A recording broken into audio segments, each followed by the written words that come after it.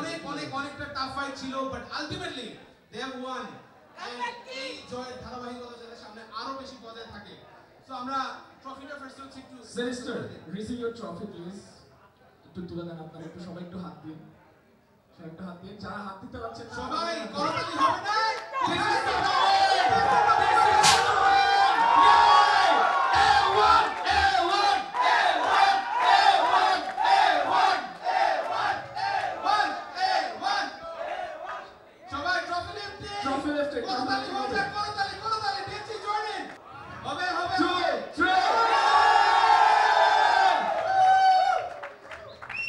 আমাদের মাঝে আজকে আছে ইতিমধ্যে এই পাবজি ইভেন্টের সেই চ্যাম্পিয়ন টিম A1 স্পোর্টস, এবং তাদেরকে আমি শুরুতেই স্বাগত জানাতে চাই আজকের চ্যাম্পিয়ন হওয়ার জন্য।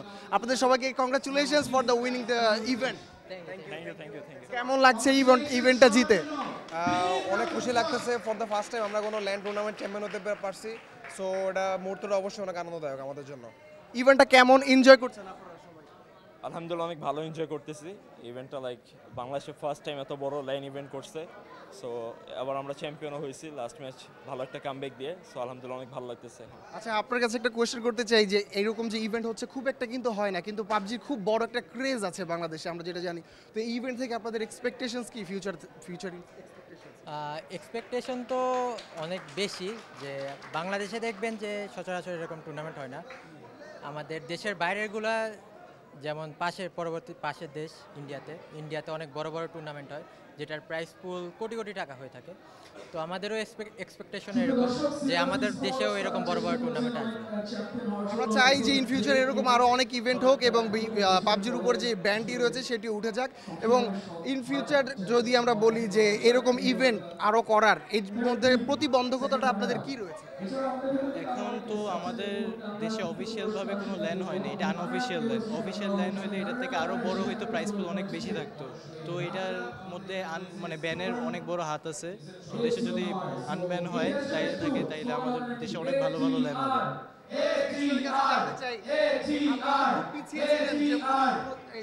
চার নম্বরে ছিলেন এবং লাস্ট মোমেন্টে যে একটা কামব্যাক, এটা ছিল আসলে না, আসলে আমরা জানতাম যদি আমরা এখানে ওই ম্যাচটা বের করতে পারি তাহলে চ্যাম্পিয়ন হওয়া সম্ভব। অ্যান্ড যারা টপে ছিল তারা যদি আর্লি এলিমিনেট হয় তাহলে আমাদের ভালো ম্যাচ বের করা যদি সম্ভব হতো তাহলে ইজি চ্যাম্পিয়ন ছিল।